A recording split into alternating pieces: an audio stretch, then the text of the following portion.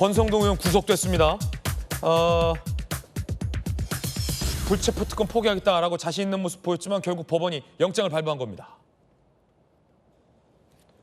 통일교 관련 청탁 및 1억 수수 혐의, 재판부는 증거인멸의 염려가 있다라며 구속영장을 발부했고요.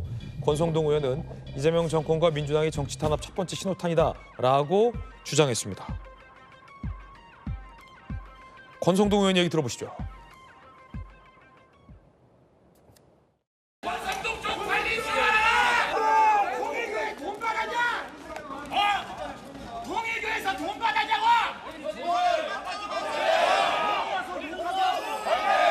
성동 내란 성동!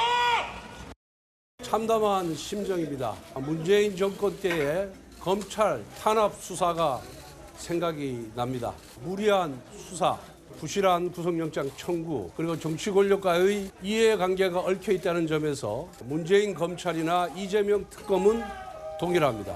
저는 그때도 결백했고 이번에도 결백합니다. 문재인 검찰의 수사가 거짓이었듯이 이재명 특검의 수사도 거짓입니다. 자, 이제 구속돼서 수사와 재판을 받게 될 텐데 양태현 변호사님, 영장이 발부된 데는 지금 특검 수사 과정에서 특검이 밝혔던 여러 가지 정황들이 자세했다, 뭐 이런 것들이 반영된 걸로 보여요. 그렇죠. 뭐 이제 통일교 관계자의 메모라든가 그 통화 녹취록도 나왔고요. 특히나 이제 이번 영장 발부의 사유로 이제 증거인멸의 우려가 크다라고 나왔는데, 다른 것이 아니라 이제 권성동 의원이 자신의 이제 비서관을 통해서 그 관계자한테 수사 진행 상황이라든가 이제 그런 부분에 대해서 이미 문의하고 확인한 내용까지 드러났기 때문에 여러 점을 봤을 때 이거를 구속하지 않고 불구속 상태로 수사했을 경우에는 이제 증거인멸이라든가 특히 증언이 훼손될 우려가 있다라고 법원이 고려를 한 것 같고요. 그렇기 때문에 사실 뭐 특검의 수사도 탄력을 받을 수밖에 없을 거고, 뭐 아마 이제 더 나아가서는 지금 이제 결국 통일교에서 뭐 구체적으로 이제 뭐 권선동 당대표를 만들기 위해서, 물론 이제 권성동 당대표 의원이 이제 당대표 후보로 나오진 않았기 때문에 이제 그렇게까지 되진 않았지만, 실제로 이제 당원가의 무혹이나 여러 가지 지금 뭐 엮여 있는 것들이 많기 때문에 그런 점에 대해서 더 특검 수사가 탄력을 받을 걸로 보입니다. 그럼 특검은 돈을 줬다는 통일교 그 한학자 총재에 대해서는 어떻게 합니까? 한학사 총재에 대해서는 이제 뭐 한 3차례 정도 소환 요청을 했지만 거부를 했고, 이제 그러자 이제 자진해서 출석하겠다고 이제 밝혀서 아마 이제 출석 날짜가 잡힌 걸로 이제 나타났는데요. 아마 이제 근데 이제 한학자 총재는 아마 이제 본인 입장에서는 어떻게 이제 대응을 하고 어떻게 진술을 할지 이제 그 점을 좀 지켜봐야 될 것 같습니다. 특검 주장대로 하면 돈을 준 쪽은 통일교고 받은 쪽은 권성동 의원이라는 건데, 그럼 준 쪽도 영장 청구합니까?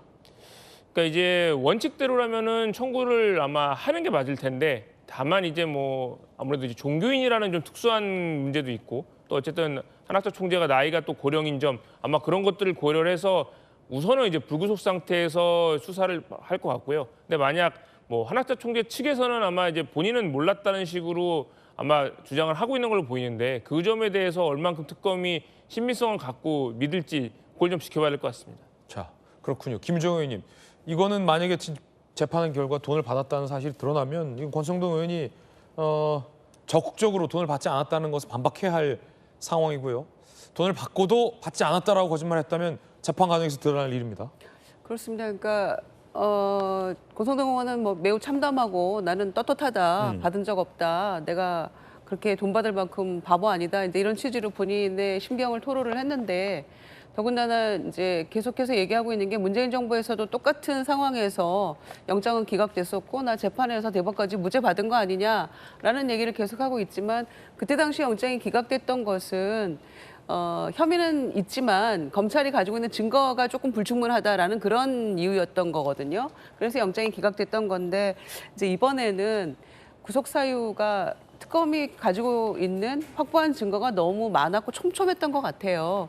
그래서 하나하나 들어보면 이거는 그냥 뭐 빠져나갈 수 없는 그런 것들인 것 같고요. 특히 뭐 도주 우려가 있겠습니까? 증거인멸 부분이 우리가 주목하던 부분이었는데, 거기 관련해가지고 대포폰 사용하고 차명폰 쓰고 본인 전화 바꾸고, 특히 택배기사의 제보가 뭐 트리거가 된 거 아닙니까? 그러니까 윤영호 씨가 조사받고 나온 날 굳이 왜 통화를 해야 됩니까? 아무 관련이 없고 떳떳하다면 통화할 이유가 없는 거 아니에요. 그런 통화 시도 전화가 택배기사한테 잘못 간 것들 포함해서 증거가 워낙 촘촘했기 때문에 구속은 아마 누구나 99% 이상 예상했던 것 같고요.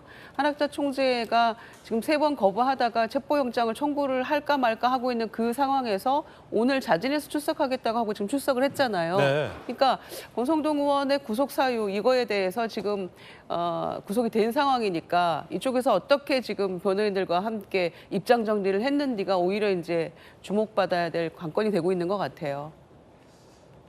자, 하피풀 두 번째 주인공까지 만나봤습니다.